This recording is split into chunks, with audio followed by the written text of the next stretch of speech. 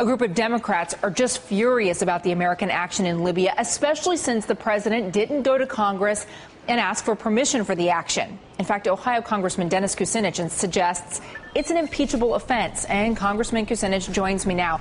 All right, so, Congressman, impeachment, really?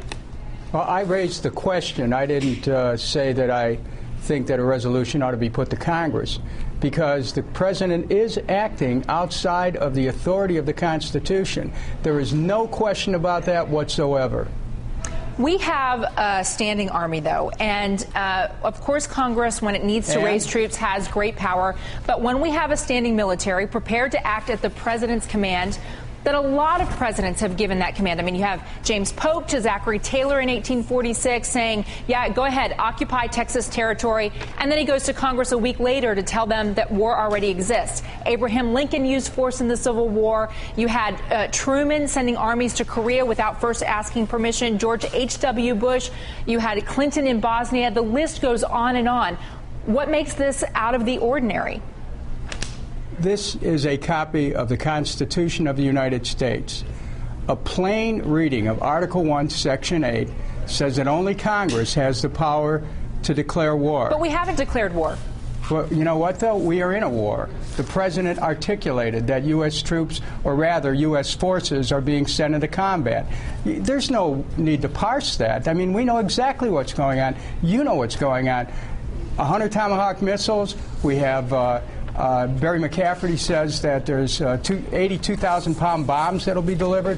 Look, a decision was made to take American forces into a war. He didn't consult with Congress, and that's a matter of fact. Now, what the consequences are politically, you know, we'll see. But the fact is, we're going to spend $500 million in the first week on this war. We don't have the resources. We're in 4 different fronts now: Iraq, Afghanistan, Pakistan, and now Libya. What is going on in America? We have money for endless wars, and we can't take care of things here at home. Congressman, if you so disagree with the president's leadership on this, you could introduce a bill under the 1973 War Powers Act. If it's passed, it would force U.S. forces to withdraw from that conflict within 60 days unless the president comes to Congress and gets approval. Why not take that formal action?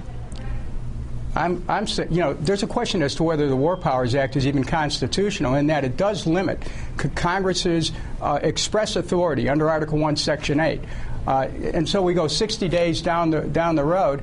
It's, you know, we're in deeper in a war.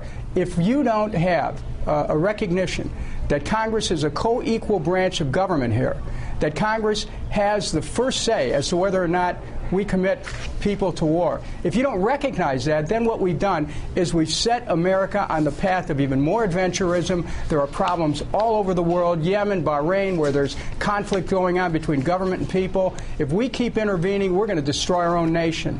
Congressman Kucinich, it's good of you to join me today and share your perspective. Thank you. Thank you very much.